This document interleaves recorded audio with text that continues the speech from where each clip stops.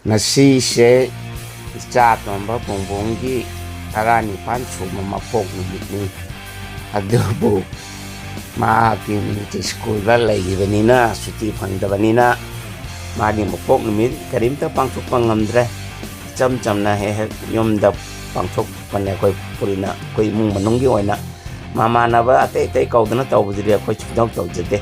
chumnagi mung manung pullaga tawba adubu ngasidi ma yaudre adino mangonda happy birthday ana wish to natana chudok patay di tawdre. Happy birthday Bung Bung, love you and I miss you. Bisat piling endigi haurga sa Bung Bung je mapana Taiwan gi competition yauba ko patida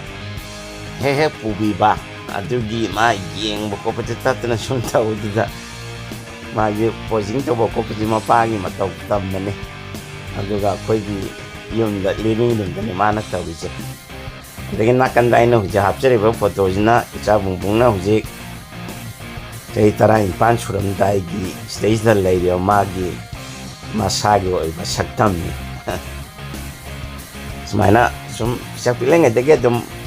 cha sinje dum sana khona bje dum thawai yahan bani aduga sajel taw ko pja dum jang naina dum taw gi haina bijama sum tambi daga lapne aduna ni ngasi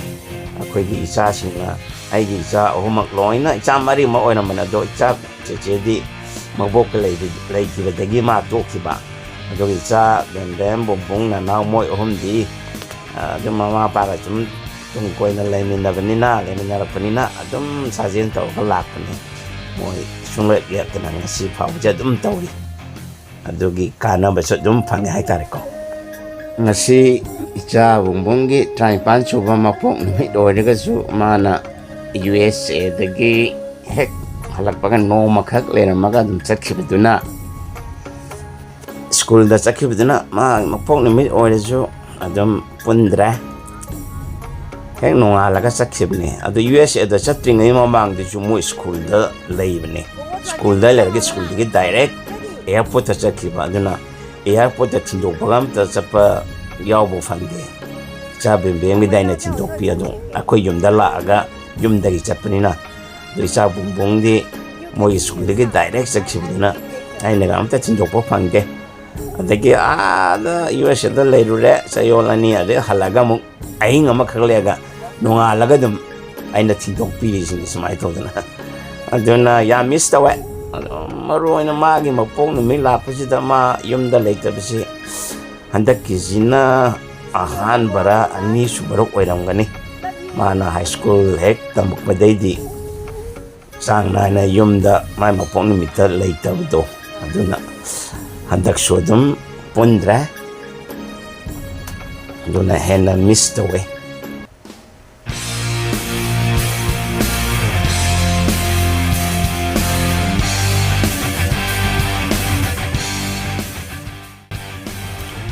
sana kona bagi haina biduma leibnina moina hek moi di university dagina khangde school dagina khangde nanaugi army post dagina khangge yumda halapam tanda ai ga dum sanamin na bne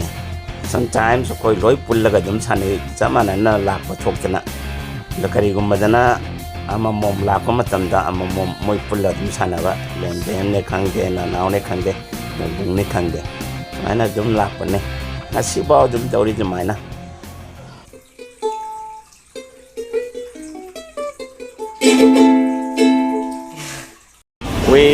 Before Bung Bung goes to the USA, we are going for a movie and for some shopping. Right, Bung Bung? Yes. Okay, so I wish you all the best and a happy trip to the States. USA dagi halak laba matung no makak ahing amakak yumda let paduda ipai sa phamaga wari sanabne magi chuki matang da wanungai. Hey Bung, hey,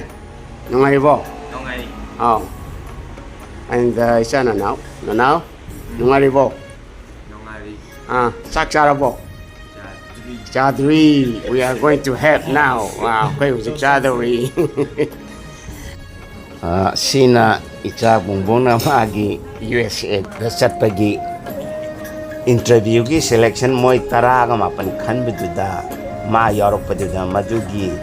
puning thogot pi boina nungai bo khongdok boina Thai cuisine Thai food chamina bni matandu da di khangdri ma ji khalak kadra khaloidra moi manga ka khangadabni na adira puning thogot pi boina mana chaning ba aina chaning badugi koi chamina bni Thai food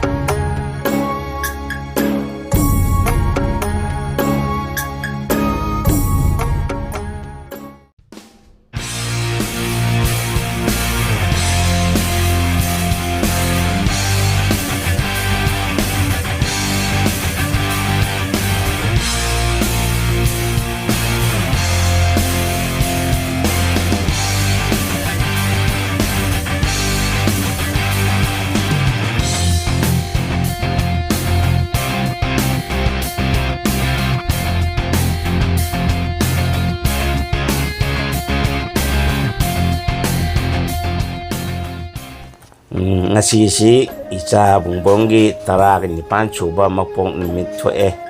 adubu ma sida lai tabani ama gi military school da lai gana birthday ga amata chak chara amok chamin na ba phangdra to bagi di koi birthday celebration je mapok numit che chaw chungba pangtok te da koi mung manunggi chara ma chamin na ba natana atai thoidona mama na wa kau khotna yam chaw tama adum ba de khoi tau chite cham na pangtok pane cham na pangtok pa jipo ma lai chanina ngandre pangtok pa